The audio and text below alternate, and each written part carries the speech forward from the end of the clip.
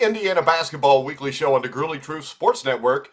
The Grueling Truth is powered by Betting.net. Betting.net is your best bet for finding the online casino or sports book that's right for you. Make sure you check out Betting.net. I am your co-host for the Indiana Basketball Show, Mike Goodpaster. I'd like to welcome in my other co-host, 1981 national champion, a member of the Indiana Basketball Hall of Fame, Steve Risley. How you doing, Steve? Hey, doing great, Mike. It's great to finally get the show started. And, this the preseason's was winding down now. We got Big Ten play going, and man, what a different cry than for the last several years of opening up a season with IU basketball, where we're making some excuses already early in the year. But right now, we're just trying to nitpick some things the Hoosiers have got to do to get better, to put themselves in position to dance this March, which is something they haven't done in over 5 or 6 years. So a lot more fun I think we're going to have this season. Yeah, and when we look at Indiana so far, only one loss on the season. That was this past week to Syracuse, 112 to 110 in double overtime. Now, you brought up something to me that I thought was a great point, and that was the fact that why not in those first 6 games, why not go to Eastern Michigan or go to Jackson State just to get used to playing on the road before you go play someplace like Syracuse, Steve? Yeah, I don't fault. I'm not going to fault anybody on that. Sorry for the glasses, guys. I'm getting a little blind finally at 63, and That's as another I'm way of looking at saying stats, Steve's getting a little bit old. I'm getting a little old. Actually, my birthday is this week, so I will age again. Um, I think that was designed probably large in part to get some wins on the board early in the season for tournament purposes. While those games won't count in the Saragon ratings or whatever they're called now, I don't think they're Saragon anymore. But you know what I'm talking about, the index ratings. But just to put some wins on the board, I think that Mike in years to come will adjust that significantly. But yeah, that's definitely a liability to him now. And they'll have a big test of that coming up here real quickly. Their second Big Ten game is going to be at Wisconsin, which I can tell you right now, that is a mean place to go play. Yeah, that's a tough place even when they aren't any good. Mad City isn't called Mad City for any stupid reason. Those people know how to party up there, have a good time, and how to trash talk with the best of them. And that was one of the most difficult places. Always pleasant people, never bad people. They just rode you like a horse going through the desert.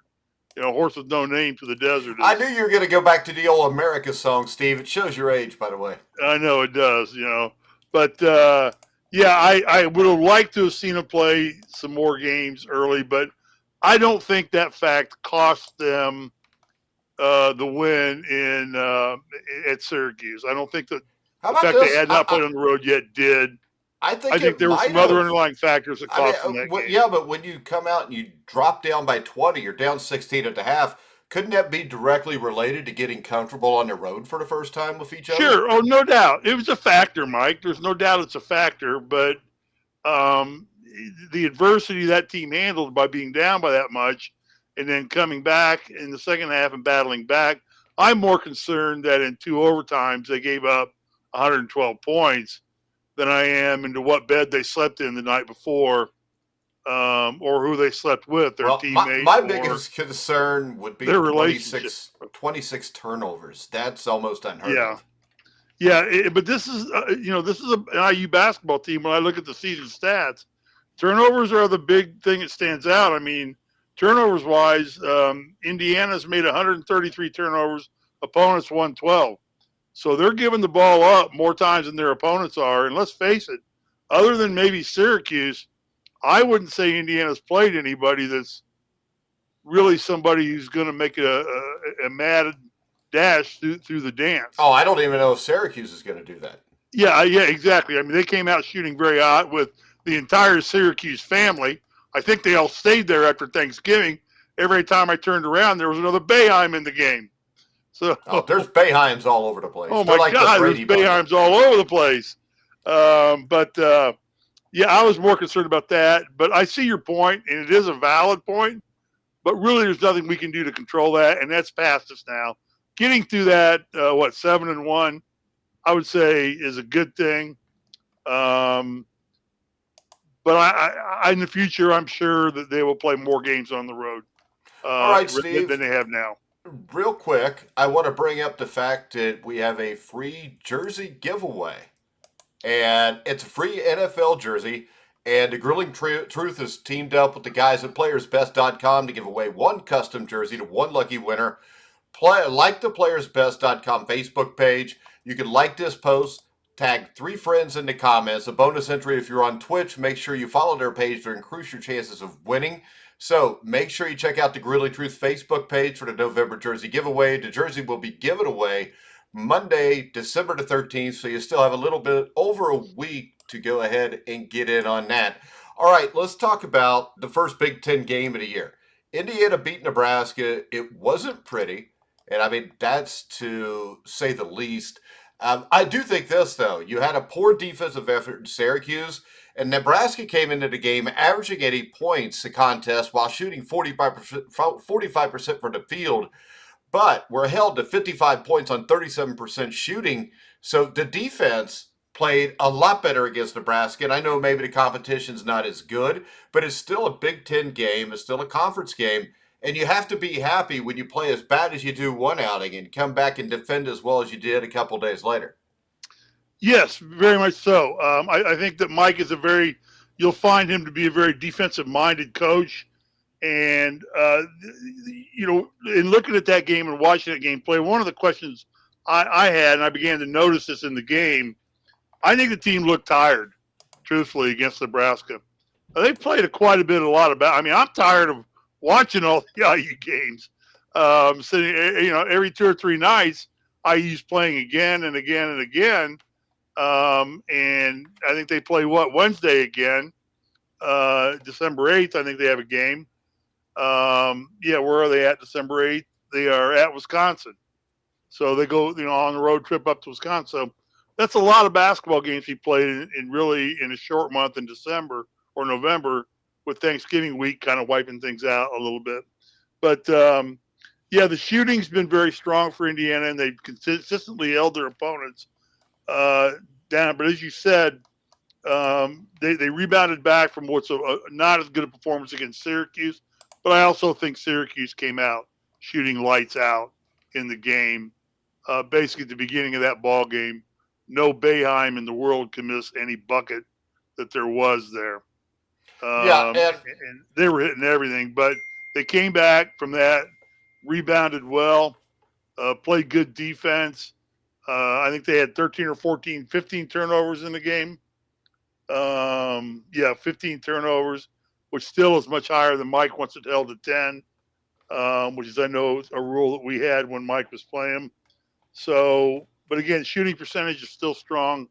So I think it's time to maybe think about a little break for some of the guys and just think about slowing the pace down. But you're getting into the Big Ten now, and that's not going to happen. Yeah, and the thing that impressed me about this game, even though they didn't play great, was the fact that they proved they can win even when Trace Jackson Davis has a relatively quiet game in the scoring column. And the Hoosiers had 5 guys with at least 8 points, nobody more than 14. Jackson Davis had a career or team high of 14 on just 11 field goal attempts. So the good thing there is you didn't need a huge game from Trace Jackson Davis to be able to win the game. Well, I think that's becoming the moniker of this basketball team, Mike. If you look at the season stats over here, you see that you got 3 players averaging 10 points or better, a 4th player averaging, I think, 8.9, so roughly 9, and you've got like 7 players averaging 7 points or better. So the scoring distribution is there, and with the way that Grace Thompson has come on, a lot of the pressure can be taken off of Trace to not force him to have to be so poignant about scoring so many points in the paint. You can get him out where he's not going to bang as much. He's going to be able to rest a little bit more out there when he's playing some on the outside on offense. But definitely, I mean, we talk about a player of Trace Jackson's caliber, and we say he had an off game at 14 points. My God, when I scored 14 points in a game, I got letters from the president of the United States. No, you didn't, Steve. No, I didn't. But, I was trying to be, I know. trying to be funny. It was cute, Steve. It was cute, but you know what I'm talking about. But again, yeah, like you said, balanced scoring, and it seems to be somebody different stepping up virtually every time. It's not always the same guys. I really like the way Miller Kopp has opened up his scoring vault and started scoring more points, and getting his offensive game going, which can be a lot of pressure because he's a good outside perimeter player. You got other players, Xavier Johnson, Pat Parker Stewart. Well, that kind of goes into what I was going to bring up because they were a mess the first 10 minutes. They're down 16-6, only had six points, 9.5 minutes in. But then the bench stepped up and scored IU's next 13 points. During that 5 minute span, the Hoosiers pulled within two. Anthony Leal, Tamar Bates, Jordan Geronimo, Michael Durr all scored during that run. And overall, to me, the big difference between this IU team and the teams we've seen the past few years is just the overall depth that they have and the spark that they can get off the bench. Yeah, and that was kind of Knight's or Woody's version of Bob Knight.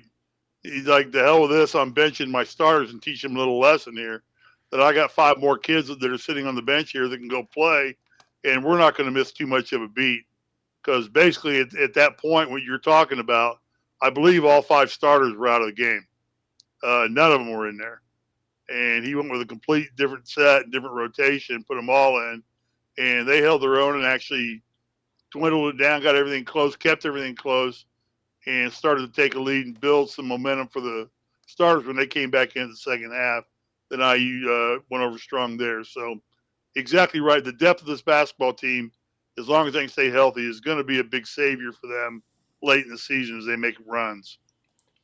All right, guys, I want to remind you, betting.net finds the best promotions, offers, and bonus codes so you don't have to. Head over to their website now to take advantage of things like free bets and matching deposits. Now, Wednesday night, things get a lot more difficult. I think this is going to be Indiana's toughest opponent so far this year. They will play the Wisconsin Badgers. The Wisconsin Badgers so far, Steve, if you look at their schedule, they started off with St. Francis and Green Bay, no big deal. But then they lose by 5 to Providence. They beat Texas A&M by double digits. They beat Houston, who's ranked 15th at the time, by 2 points. They beat a really good St. Mary's team by 6. They beat Georgia Tech. They beat Marquette. Now they play Indiana. I mean, right there, Wisconsin has played 1, 2, 3, 4, 5, 6 games against teams that could be NCAA tournament teams. That worries me going into it. And on top of that, it's at Wisconsin, which you talked about. Even back when you played, I don't think the Badgers were a great program, but they always gave you trouble. Exactly. And I think this attests to 2 things. One is that's the schedule that Indiana's, I'm sure, and Mike are aspiring to get to when they're playing that caliber of opponents in the preseason and not having to worry so much about what your won-loss percentage is early in the preseason. Just go ahead and take on the more challenging, tough opponents. And in my estimation, the second point, this is the first very difficult test for Indiana. Big Ten play is so much different than non-conference play, no matter who you play, because everybody plays a different style of ball than the Big Ten does. Big Ten still, even with the regulations and rules today, the most physical conference in college basketball, I believe. And when I played, we didn't have flagrant fouls. If you didn't break a bone or somebody was bleeding out, there was no flagrant foul. And so things were a little different back then. So this is the first tough test to see. Really, we'll get a good look at where Indiana genuinely stands early in the Big Ten season right here, even with a team like Wisconsin, who I don't think is favored to win anything in the Big Ten. But like I said, it's a well-coached program. It's a very physical program. You go up there, it's always very cold up there when you go there. And again, it's their first tough road test that they'll have all year. Yeah, and the sad thing is here, Wisconsin's had a lot of tests. Their last game, 89-76 over the Marquette Golden Eagles out of the Big East. Marquette is a team that was 7-1 going into that game. But Wisconsin was led by Brad Davison, Chucky Hepburn, and Jonathan Davis, 3 guards who combined for, I think it was like 60 of those 89 points. So guard play is going to be huge here, especially defending the perimeter, Steve. Yeah, well, exactly. That's what I was going to say. Perimeter defense is going to take forefront in this game. What they do, I'm not that concerned about Indiana's defense. I think it's solid enough that Mike can make the adjustments to get into a more perimeter defensive mindset. We'll see. We'll see if I'm right or wrong on this or not. I have a lot of faith in them right now. That may change after December 8th to see what they do, but they're definitely going to have to get into the perimeter phase. Not let these guys have. But as a season, they're only giving up, what is it season wise on 3 points for opponents? 35%. So if they can hold Wisconsin or anybody with perimeter play down to 35% shooting from out there, you're nullifying them pretty good, especially since Indiana's shooting almost 40% from the 3-point mark. But yeah, they've got to get in there. That means the inside perimeter, the post players have got to be in help position. It's important that they are, and they're going to have to each be able to guard basically two people individually as they play that, that zone man to man that Indiana's noted for playing. Yeah, and I mean, this is going to be a huge game. I think this is Wisconsin's first Oh, conference sure. game. They've won 5 games in a row. And like I said, the Marquette win was impressive. And this is a team in Wisconsin I think can compete for the Big Ten championship. Right now, I would probably favor, I hate to say it, Purdue to win the Big Ten. But I mean, Wisconsin to me is an NCAA tournament team and Sure. possibly a Sweet 16 team. I don't know if they're more than that, but they're a very good basketball team. I think they're a lot better than the Syracuse team we watched Indiana play. I think they've got even more shooters than what Syracuse had. So I think this is going to be a tough game. But I also think this, is it better to go to Wisconsin, play well, and lose in a hostile environment? Or is it better to play at home and beat Eastern Michigan? So this is a game that will make your team better either way. Yeah, I think I would always say let's go to Wisconsin and play. I think most of these kids on IU with this frame of mind and the culture that Mike's putting in this program, they want to play the best. They don't want to just win, notch up wins. We never wanted to do that. None of the night teams ever wanted to do that for his entire 29 years as coach there. And I think we're going to get right back to that now, to where if you took a vote from that team, I think they would all say, let's go to Wisconsin. But I tend to like to reserve judgment on who's going to be good in the Big Ten, not until I at least see everybody play in the Big Ten, play another Big Ten opponent. I do think that this is a year in the Big Ten where, other than Purdue, I don't know that there's a clear-cut favorite. There are a lot of good basketball teams. Michigan State is coming up. Michigan is always going to be tough. Wisconsin, as you said. Ohio State is well coached. I mean, you can go down a list of people. Iowa looks strong again. But again, until they play each other, you're not going to really get a fit. Indiana's in that box right there. Then you got your lower echelon teams, a couple of them down there that are probably not going to factor in too much. But yeah, I think Purdue's definitely the team to beat. Yeah, this is by far Mike's biggest test he's had as a coach to prepare this team, get him ready to play. He's going to have to alter his defense a little bit. I think offensively, if he stays with what he's doing right now, my attitude is, if it ain't broke, don't fix it. If you got to adjust it a little bit because you're playing big size like Purdue or something like that, but he doesn't have that in this game, just stay with what the one that brought you to the dance. Offensively, defensively, get up on that perimeter and force them to take bad shots. Well, and the college basketball AP Top 25 that just came out, Purdue is ranked number 2. They're 8-0. The next ranked Big Ten team that I see here, though, you got to go pretty far down. Actually, number 22, Michigan State would be the next. Then Wisconsin is ranked 23rd, Michigan's 24th. So really, there's 4 teams in the top 25, but 3 of those 4 teams are ranked at 22 or lower. So when you look at that, and then you've got Indiana, who does get votes. They are actually, Illinois would be 26, Ohio State would be 29, Indiana would be 30.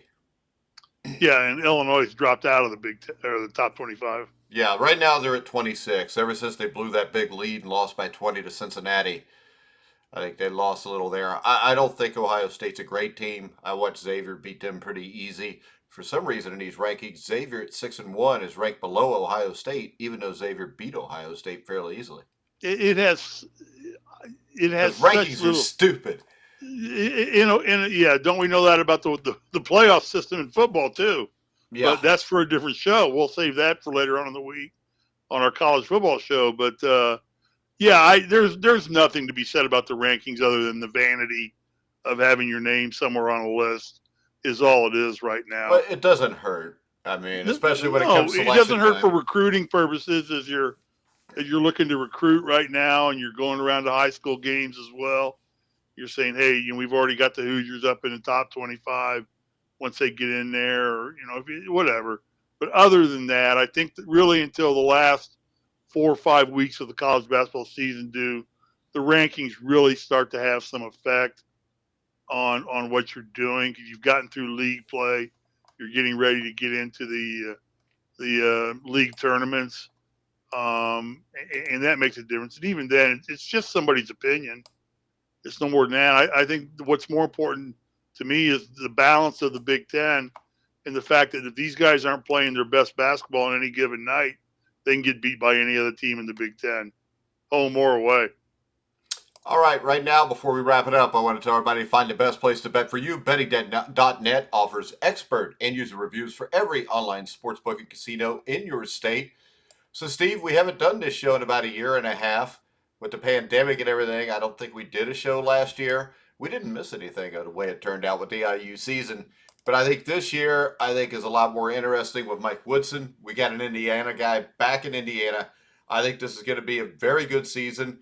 And from now on, every Sunday night, we will be here at 7:30 Eastern time. I think 6:30 if you're in Central or whatever that is, but 7:30 Eastern time. And then we will occasionally, for the bigger games like the Purdue game, games like that, we'll do a show directly after the game.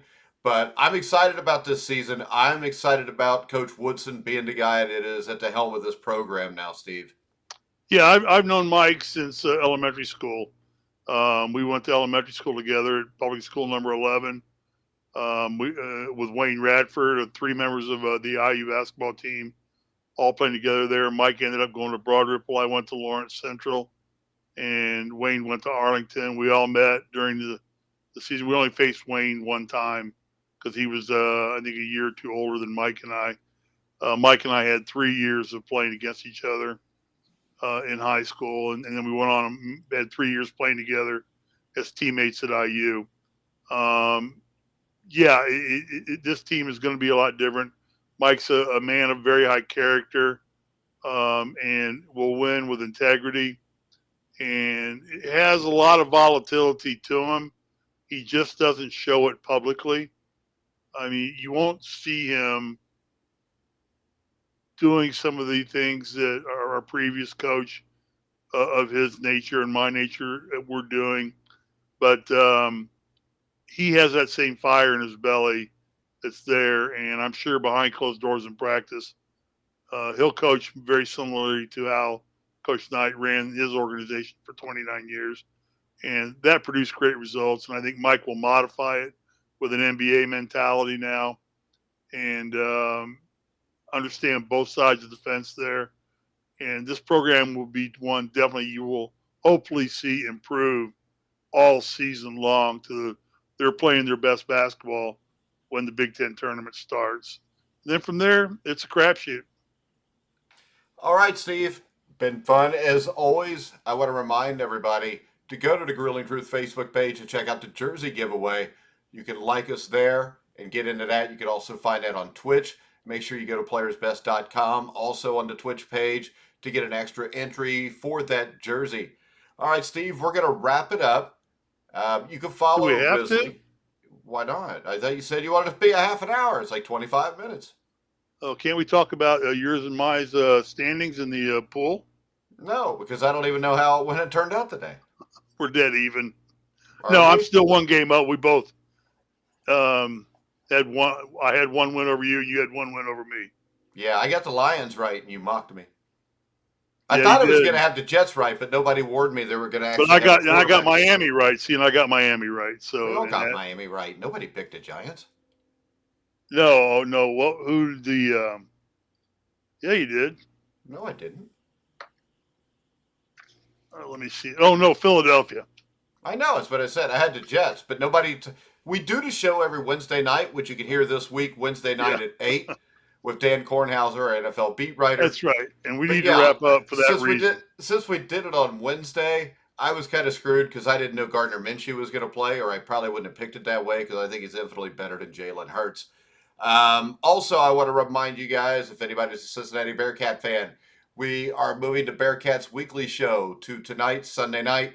I'll be a guest with James Ernest and Mark Fightmasters. We talk about the Cincinnati Bearcats and the college football playoffs. So make sure you check that out on Facebook at 9 o'clock Eastern tonight. That's in about an hour. But for now, for Steve Can I Risley, say one more thing? sure you can. We all lost on the Bengals today. Yeah, even the Bengals. Even Plus, the Bengals. all the Bengals are hurt too now, so there won't even be a Bengals team for Won't next be a week. Probably. Bengals. All right, guys, All we're right. going to wrap it up. You can follow me at Go Grueling Truth. IU. Follow Risley at srisley34. We'll see you back for Indiana Basketball Weekly next Sunday night at 7:30. So for Steve Risley, I'm Mike Goodpaster. You've been watching and listening to The Grueling Truth, where the legends